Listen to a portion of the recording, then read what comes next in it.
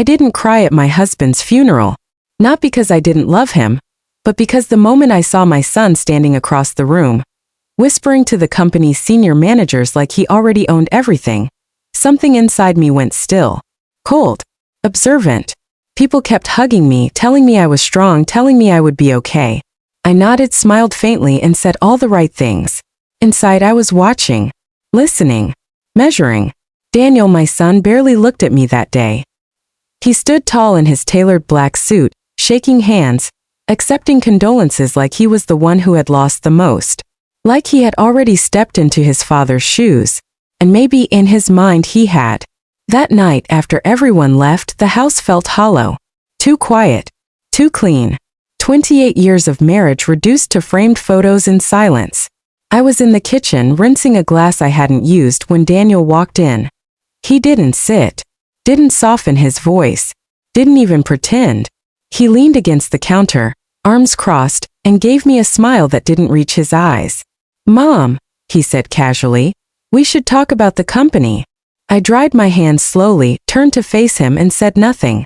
He took my silence as permission. "I'll be taking over starting tomorrow," he continued. "It's better this way. You wouldn't understand half of what's going on anyway." There it was. Not even a week. Not even a day of respect. I studied his face. The same eyes I used to kiss goodnight. The same boy who once cried when he scraped his knee. Gone. Replaced by someone who thought power was something you could just claim. "I see," I said quietly. He smirked. Actually smirked. "And Mom, let's be realistic," he added, his tone sharpening. "You've never been part of the business. Dad handled everything. The best thing you can do now is stay out of the way." I walked past him, placing the glass on the counter. "And what exactly does stay out of the way look like to you?" I asked. He chuckled, shaking his head like I had just told a joke. "Come on," he said. "Let's not pretend. This house, the lifestyle, it all came from the company. From Dad. Now it's my responsibility." I turned to him fully then, meeting his gaze. "And mine?" I asked. He didn't hesitate. "Your place," he said, his voice dropping into something colder, "is taking care of the house. Cooking. Cleaning. You know, what you've always been good at." The words landed, but they didn't break me. If anything, they confirmed what I had already begun to understand. He had no idea. No idea who I was. No idea what his father had done. No idea what was waiting for him. "Of course," I said softly. That threw him off for a second. He blinked, clearly expecting resistance. Maybe even tears. But I gave him neither. "Good," he said, straightening up. "I'll be at the office early tomorrow. There's a lot to fix." Fix. That word almost made me smile. He grabbed his keys and headed for the door, pausing just long enough to add, "Try not to make things harder than they need to be, Mom." Then he left. The front door closed with a quiet click. And just like that, the mask dropped. I stood there for a long moment, staring at the empty space he had occupied, letting the silence settle again. Then I walked to my study, a room Daniel had probably never entered in years. Inside, everything was exactly as I had left it. Neat, organized, intentional. I opened the bottom drawer of my desk and pulled out a thin black folder. Inside were documents, signatures, dates, control. My husband hadn't been careless. He had been many things but never careless. And in the final months of his life, when the doctor started using softer voices and longer pauses, he made sure everything was in order. Not for Daniel. For me. I remembered that evening clearly. The way he sat across from me, unusually serious. "If anything happens to me," he had said, "you don't tell him right away." I had frowned. "Why not?" "Because he's not ready," he replied. "And if he thinks he has power too soon, he'll destroy everything." I didn't argue. Deep down I knew he was right. "Everything transfers to you," he continued. "Every share. Every decision. Every authority." I had looked at the papers then, feeling the weight of what he was handing me. "And Daniel?" I asked. "He'll learn," my husband said. "One way or another." Back in the present, I ran my fingers over the folder. Daniel thought tomorrow was his first day as the boss. He thought he was walking into power. He thought I was irrelevant. I closed the folder gently and stood up. For years I had stayed in the background by choice. I had watched, learned, understood more than anyone ever gave me credit for. And now it was time, not to fight, not to argue, but to let the truth reveal itself. I walked to the window and looked out at the dark street, the faint glow of the city stretching into the distance. Tomorrow, I whispered to myself, you're going to learn who I really am. And for the first time since the funeral, a small controlled smile touched my lips. Because the surprise waiting for Daniel at the office the next morning wasn't something he could talk his way out of. And I was going to make sure he never forgot it. Enjoying the story? Subscribe for more. The next morning I woke up before sunrise. Not out of habit but out of purpose. The house was quiet, almost unfamiliar in its stillness. For years mornings had been rushed. Coffee brewing, my husband reading emails at the table, Daniel grabbing his keys on the way out. Chaos, but a comfortable kind. Today there was none of that. Just silence. I took my time getting ready. Not in black, not in mourning, but in a tailored navy suit I hadn't worn in years. Clean lines, sharp fit, understated authority, the kind of outfit no one expected me to own. I stood in front of the mirror for a moment longer than usual, not adjusting, just remembering who I had always been and who I had allowed myself to become. By the time I walked out of the house, the sun had just begun to rise, casting a pale gold glow over the city. Perfect timing. I didn't call a driver. I drove myself. The closer I got to the office, the more familiar everything felt, not because I had been there often, but because I had known it intimately from a distance. Every deal, every risk, every decision, I had seen it all, just never from the front door. When I pulled into the executive parking lot, I noticed Daniel's car already there. Of course it was. Eager, impatient, ready to claim something that was never his. I parked a few spaces away and stepped out, smoothing my jacket as I walked toward the building. No hesitation, no doubt. The glass doors slid open, and the receptionist looked up. For a split second, confusion crossed her face. Then recognition. "Mrs. Carter," she said, quickly standing. I gave her a polite nod. "Good morning, Emily." Her posture straightened immediately. "Good morning, ma'am." That word, ma'am, it carried more weight than Daniel would ever understand. "I assume everyone's been informed about the meeting," I said. Her eyes flickered just slightly. "Yes. Mr. Daniel Carter scheduled a leadership meeting at 9. I checked the time. 8:42. Perfect. Good, I said calmly. I'll be there. I didn't wait for another response. I walked past the front desk, past the rows of offices, straight toward the elevator. People noticed. Of course they did. Whispers followed quietly behind me, like a breeze you couldn't quite see but could definitely feel. "She's here." I thought. Does he know? No, he didn't. The elevator doors opened with a soft chime, and I stepped inside alone. As the doors closed, my reflection stared back at me again. Still calm, still controlled. But now there was something else. Resolve. When the doors opened on the executive floor, the energy was different. Sharper. Tense. Voices from the conference room drifted into the hallway, Daniel's voice among them, confident, slightly louder than necessary. Performing. I walked toward the room, my heels steady against the polished floor. And then I heard it. "Moving forward, I'll be making the final calls," Daniel was saying. "We need to modernize, cut unnecessary costs, and restructure leadership where needed." A pause. Someone spoke, hesitant. "And your mother?" A beat of silence. Then a soft chuckle. "My mother," Daniel said, amusement clear in his tone, "won't be involved. She's better suited elsewhere." A few uncomfortable laughs followed. I reached for the door handle. Paused. Just for a second. Then I pushed it open. The room fell silent instantly. Every head turned. And there I was. Standing in the doorway, composed, unreadable. Daniel's expression froze. Confusion first. Then irritation. "Mom," he said, forcing a smile that didn't quite form. "What are you doing here?" I stepped inside, closing the door behind me with a quiet click. "I believe," I said evenly, "this is where I'm supposed to be." He laughed lightly. glancing around the table like this was some kind of misunderstanding. "This is a leadership meeting," he said. "It's not really. For leadership?" I finished calmly. He nodded. "Yes, exactly." I walked further into the room, my gaze briefly meeting each executive's eyes. Some looked relieved, some nervous, some expectant. "Interesting." "I agree," I said. "It is for leadership." I reached the head of the table, Daniel's seat. He noticed immediately. "Mom," he said, his tone tightening, "that's my seat." I placed my hand on the back of the chair.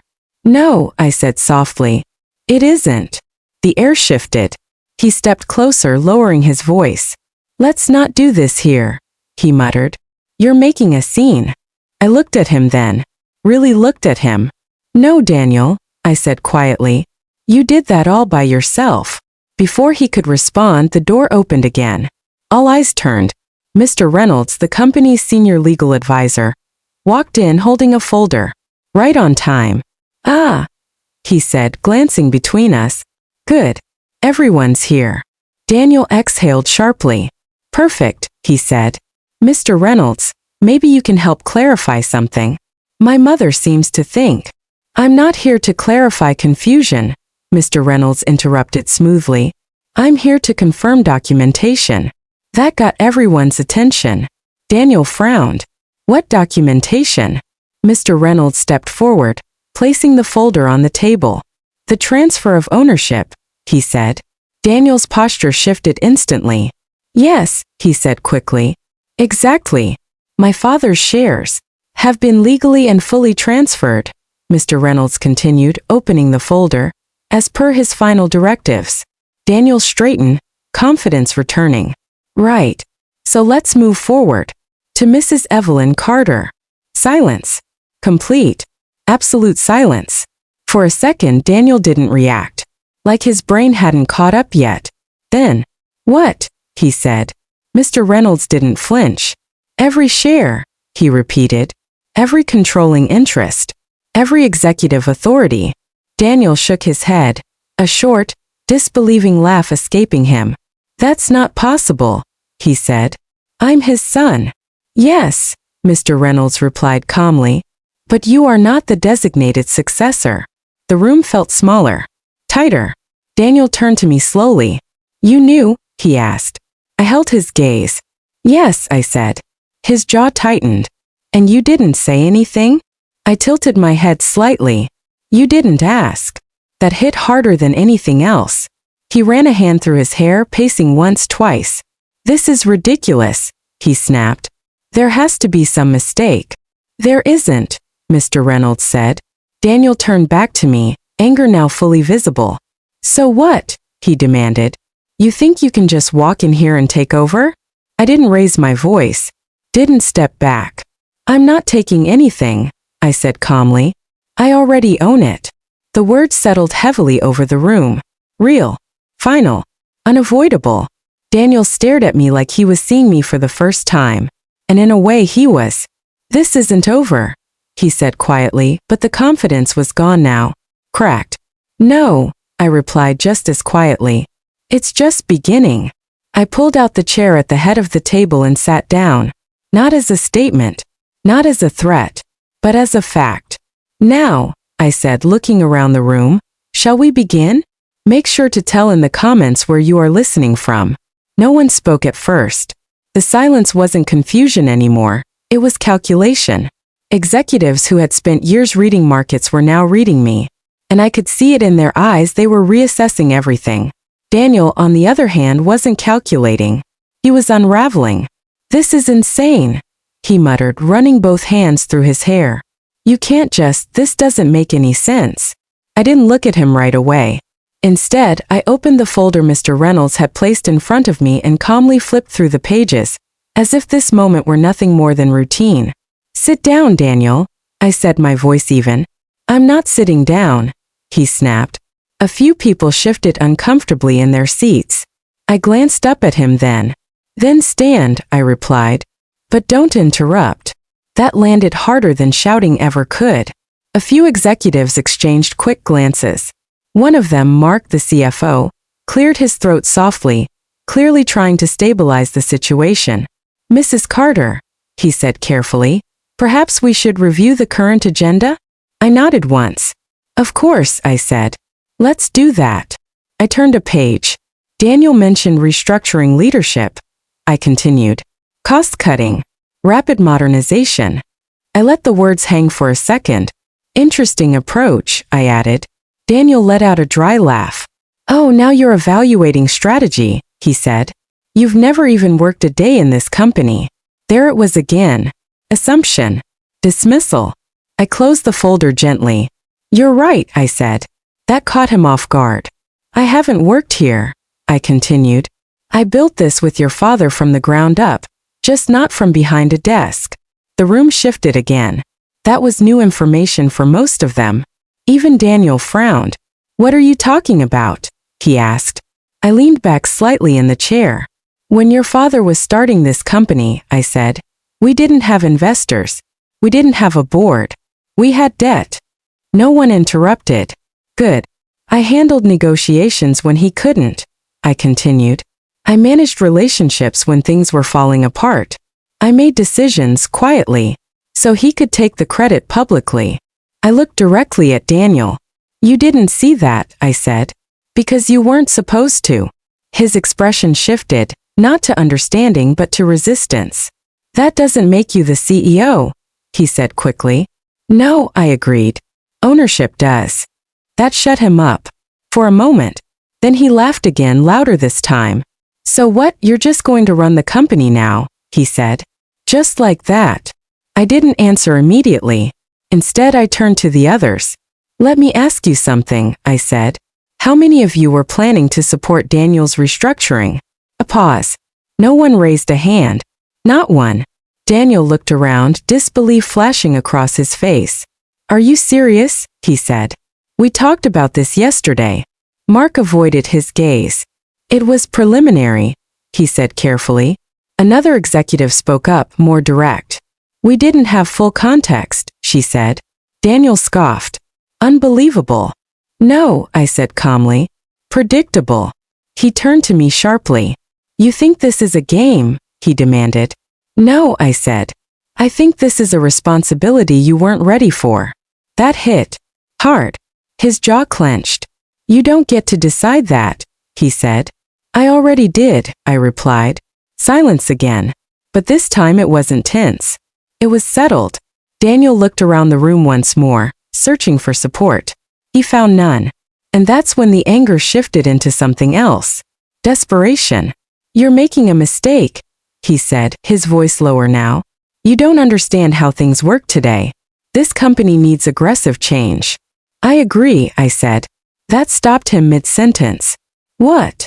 I said I agree, I repeated. The company does need change. For the first time since I walked in, he looked confused instead of angry. Then why are you stopping me? He asked.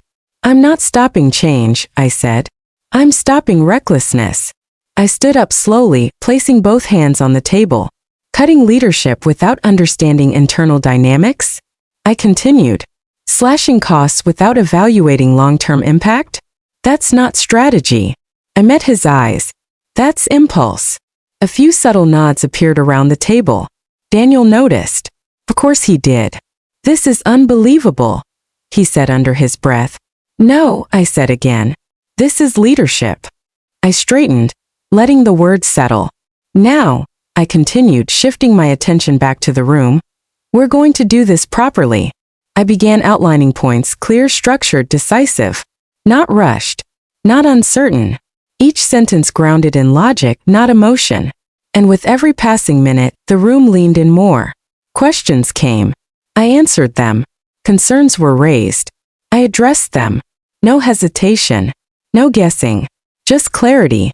Daniel stayed standing for a while, then finally pulled out a chair and sat down hard. Defeated? Not yet. But shaken. Good.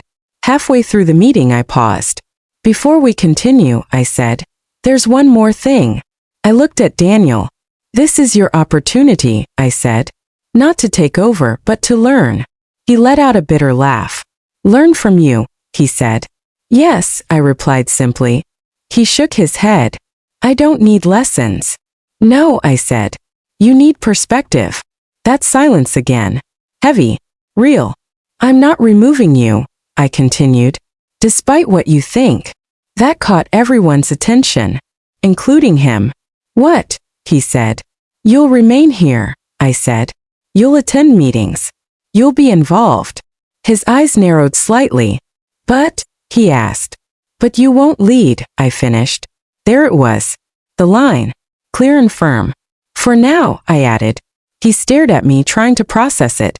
You're sidelining me, he said. No, I replied. I'm preparing you.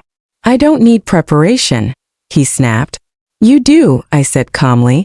Because power without understanding destroys more than it builds. He didn't respond. Because deep down he knew. Even if he wouldn't admit it. I picked up the folder again. Meeting adjourned, I said. We'll reconvene tomorrow with updated reports. Chairs moved. Papers gathered. People stood, but slower this time. More thoughtful. As they began to file out, several of them nodded at me. Respect. Earned, not assumed. Daniel didn't move right away. He stayed seated, staring at the table. When the room finally emptied, it was just the two of us. Mother and son. But not the same roles as before. You planned this, he said quietly. Yes, I replied. For how long? I thought about that for a second. Long enough, I said. He looked up at me. And for the first time since this started, the arrogance was gone. Replaced by something uncertain. You really think I would have destroyed it? He asked. I didn't answer immediately. I walked around the table, stopping beside him. I think, I said carefully, you would have rushed into proving yourself, instead of understanding what you were responsible for. He looked away. That hit closer than anything else. I wasn't trying to take anything from you, he muttered. I know, I said. That surprised him. Then why? Because intent doesn't protect outcomes, I interrupted gently. Silence settled again, but softer this time. Not hostile, just heavy. You embarrassed me, he said after a moment. I nodded slightly. You needed to be stopped, I replied. He let out a slow breath, leaning back in his chair. This isn't over, he said again, but it sounded different now. Less like a threat, more like a realization. I know, I said. And as I turned to leave the room, I added quietly. But next time, you'll walk in knowing exactly who you're dealing with. Enjoying the story? Subscribe for more. I didn't look back as I left the conference room, not because I didn't care, but because I already knew what I would see if I did. A version of my son I had never prepared myself for. And maybe a version of myself he had never expected to face. The hallway felt different now. Not quieter but sharper. Word had already started spreading. I could feel it in the way people straightened when I passed, in the way conversations paused mid-sentence. Authority doesn't need to be announced. It settles. And right now it was settling fast.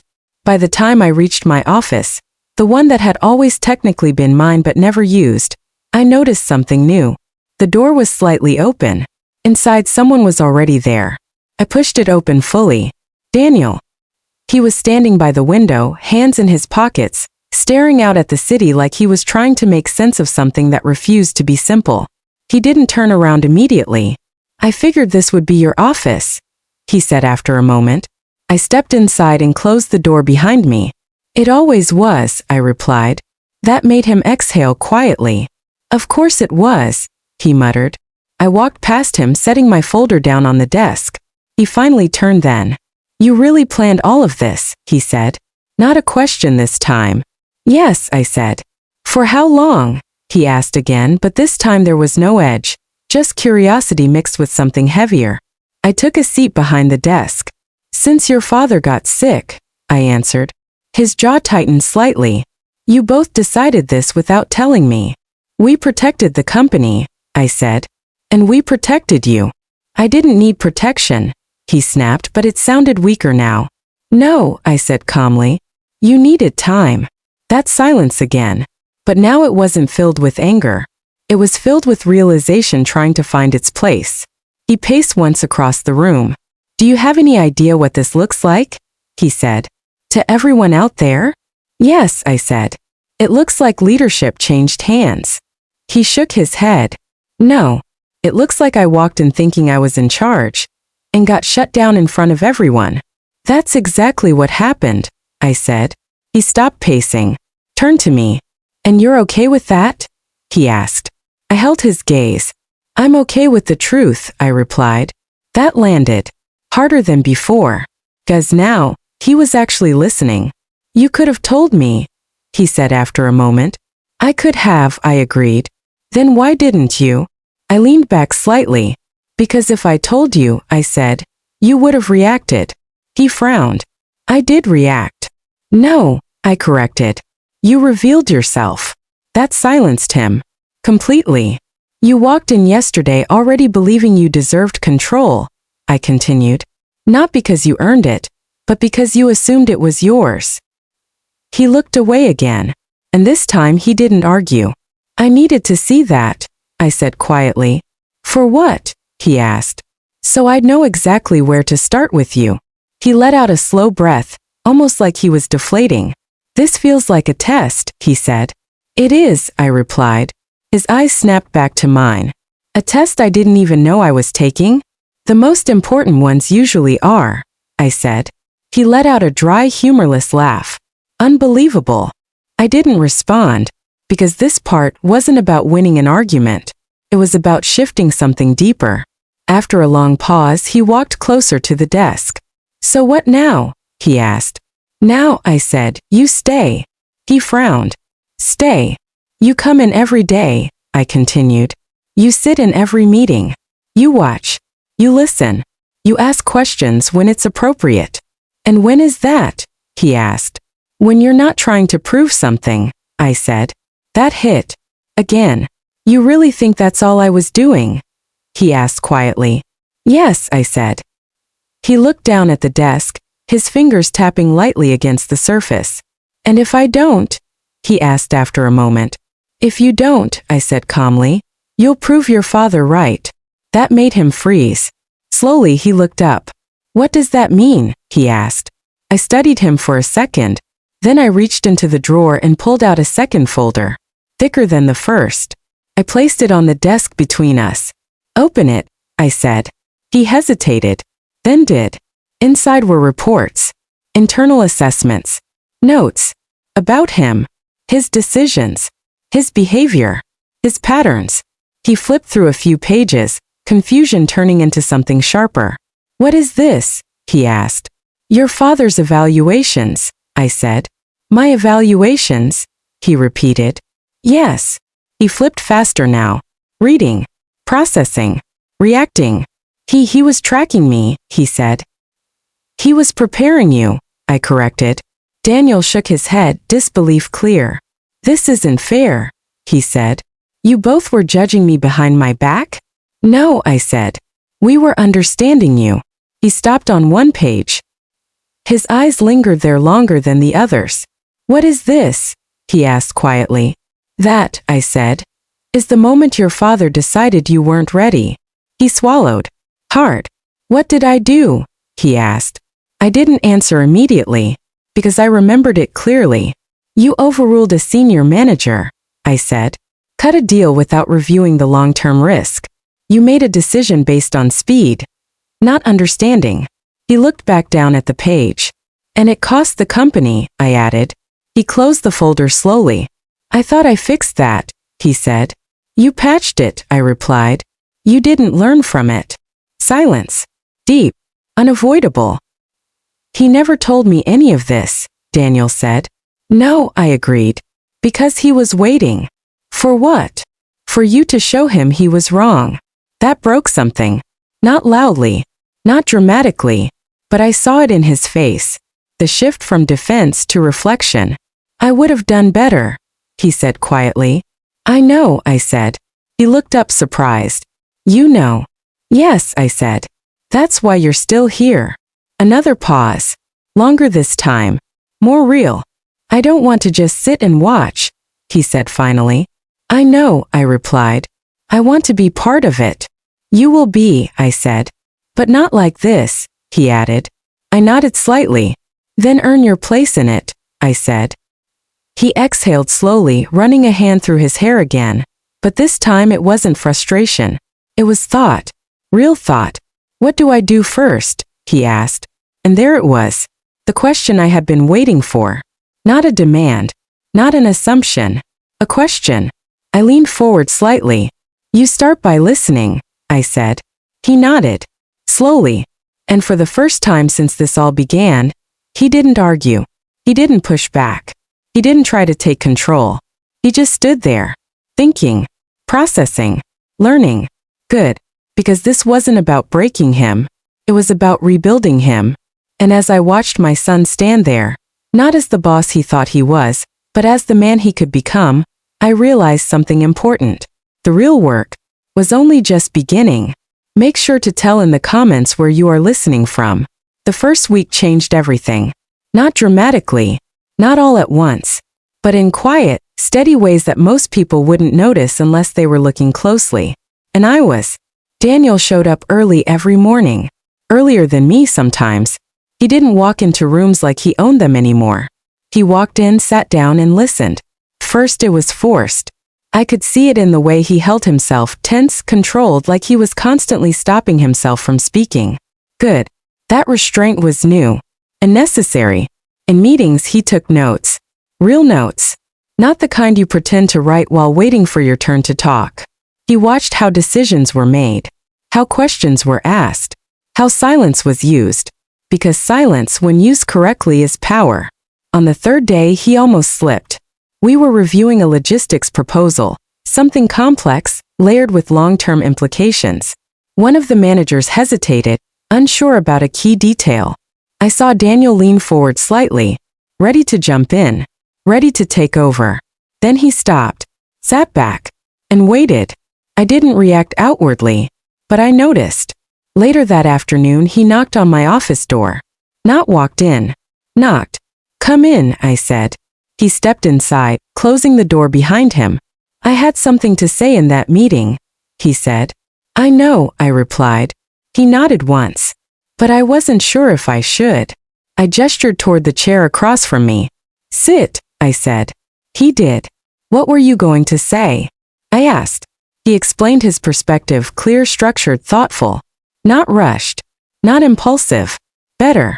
Much better. When he finished, I leaned back slightly. That was a good observation, I said. He blinked. Surprised. But the timing would have been wrong, I added. He frowned slightly. Why? Because you weren't adding to the discussion, I said. You were trying to redirect it. He thought about that. Then nodded. Yeah, he admitted. I was. That's the difference, I said, between leading and controlling. That stayed with him. I could tell. By the second week, the shift became visible to others. People started including him again, not because he demanded it, but because he was earning it. They asked for his input. And this time he didn't rush to give it. He considered, measured, responded. Mark even stopped by my office one afternoon. I didn't expect this, he said. Neither did he, I replied. Mark smiled slightly. He's different. Yes, I said. He is. But growth isn't linear. And I knew better than to expect perfection. It happened on a Friday, late afternoon. A deal we had been working on for weeks hit a sudden complication. Unexpected. Risky. Time-sensitive. The room was tense. Voices sharper than usual. Opinions clashing. Pressure building. And then, Daniel spoke. Not loudly. Not aggressively. But with certainty. We're looking at this the wrong way, he said. The room paused. He stood up slightly, pointing to a detail on the screen.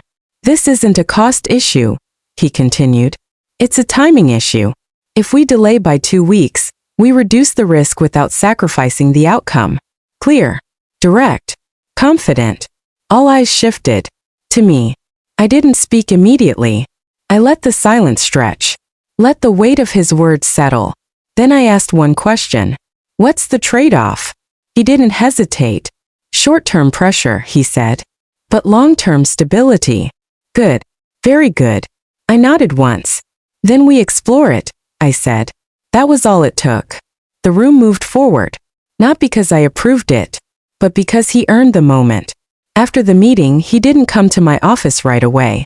He stayed behind, talking, listening, engaging.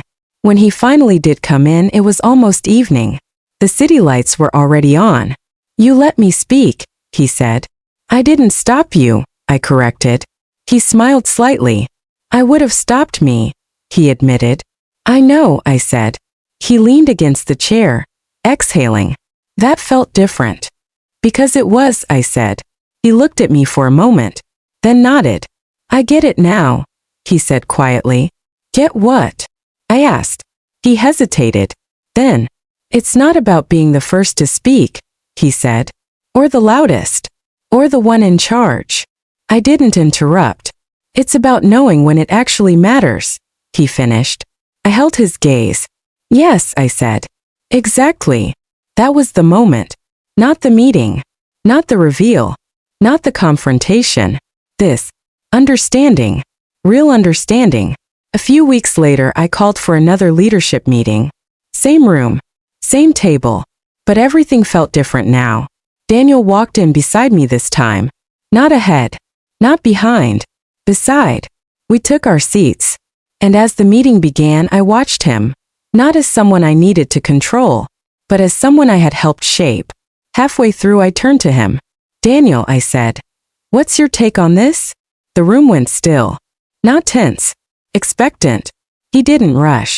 Didn't react. He thought. Then spoke. Clear. Measured. Earned. And as I listened to him, I realized something my husband had known all along. Daniel didn't need to be handed power. He needed to understand it. By the end of the meeting, the decision was made. Together. Not taken. Not forced. Built. As everyone stood and began to leave, Daniel stayed seated for a moment, just like he had on that first day. But this time he wasn't lost. He was steady. "You planned all of this," he said, a small smile forming. I returned it. "Yes," I said. He nodded. "Thank you," he added. Simple. Real. I stood gathering my things. "Don't thank me yet," I said. "You still have a lot to learn." He smiled a little wider. "I know," he said. And for the first time, he actually meant it. As we walked out of the room together, I glanced at him. Not as the boy who once thought I belonged cleaning his world, but as the man who now understood how to build one. And that surprise waiting for him that morning? It was never about taking something away. It was about showing him what it truly means. To earn it. If this story touched you, don't forget to hit subscribe and turn on the notification bell, so you never miss powerful stories like this. Drop a like if you believe respect is earned, not demanded. And tell me, where are you listening from? Make sure to comment below. I read every single one of them. Share this story with someone who needs to hear it. See you in the next story.